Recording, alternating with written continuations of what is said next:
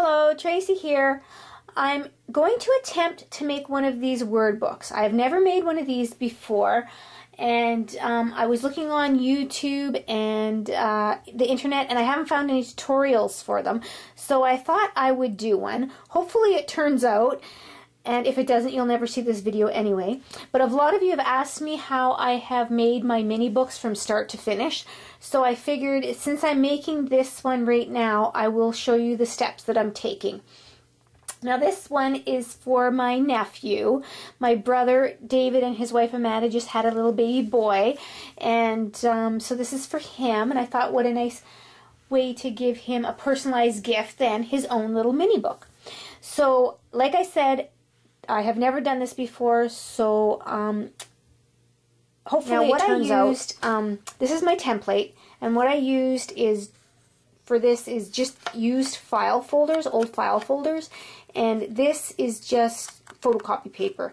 I'm not sure if it's going to turn out, and I didn't want to waste any of my good cardstock, as all you scrapbookers know we don't want to waste.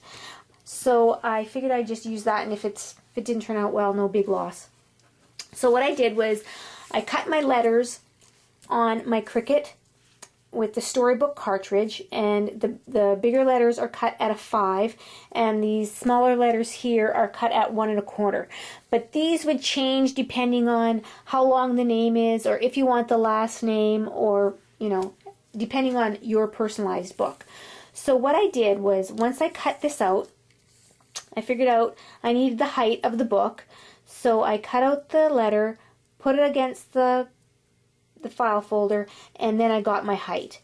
And then what I did was I brought it in 1 inch, and I drew a line down on 1 inch, because that's where my binding is going to go. Now I'm hopefully going to bind it on my Bind It All, but I'm using chipboard, so that's quite thick, so I'm not sure how many pages I can actually get in the Bind It All, as I only have 2 sizes of the coils. So anyways, what I did was I did that. I cut the letter and then put it on the chipboard, on the file folder, and then I glued the letter down, and then I just cut around it with my scissors. And then after I did that, I had a second piece of the file folder, and to figure out where I'm going to put the next letter.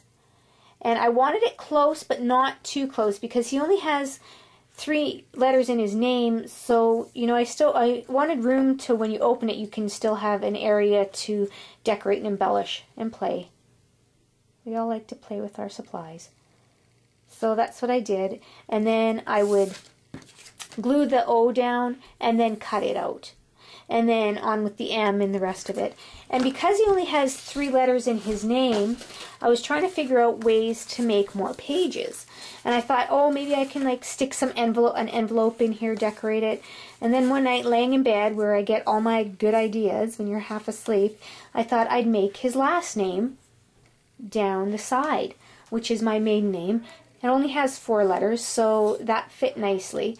And then I figured I'm going to cut around each of the letters, and this might be a little delicate, and they might bend or break off. So I figured for the last page, I just have a plain piece of cardstock at the back, and that way it will protect all the delicate little scroll work here I have. So my next step is going to be transferring this onto my book board. Now, if you ask for chipboard in Canada, you will get what we call chipboard is chips of wood, and then it's glued together and compressed, and that's what we call chipboard. Whereas here, this is called bookboard. And so I did this the same. What I did with the template is how I did on here. So what I did was I took the T, put it on here. I used repositionable glue, so once I put it down I could move it if it wasn't straight. So my T can lift up if I want it to, and move it around and all that. And then I traced it also, because I'm going to cut, this is a lot thicker than like a cereal chipboard, so you can cut it with an X-Acto knife, but it took me 20 cuts just to cut these edges. It took 20 with the X-Acto knife. So I'm going to take this outside and cut it out on my scroll saw. Because I did practice piece in it, and it cuts so nice. It cuts like butter, so that shouldn't be a problem. And then, so I did that, and then I did the O, and then the M, and then his last name. And this is just scraps I had. That's why it's orange. Believe me, it's not going to be orange. And then this would be the back one. And to show you how thick it is, I thought I had a chipboard piece. This is even thicker than a chipboard for your cereal boxes. And then this is the size I use. I don't know if you can really tell how much thicker. It's almost like 2 to 3 times thicker, the stuff I use. And I got that from a bookbinding place.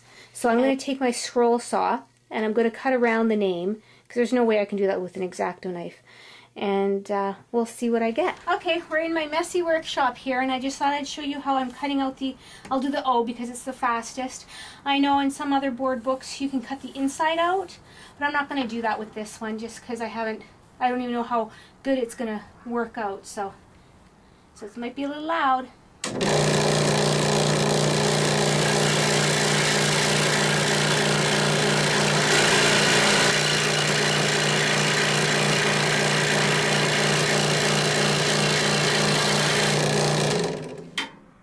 There you go.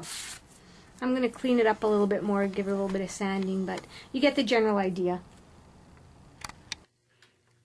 Hello, I'm back. I finished cutting out all the pages out of the book board, and they came out really good. I was really impressed on how this cut.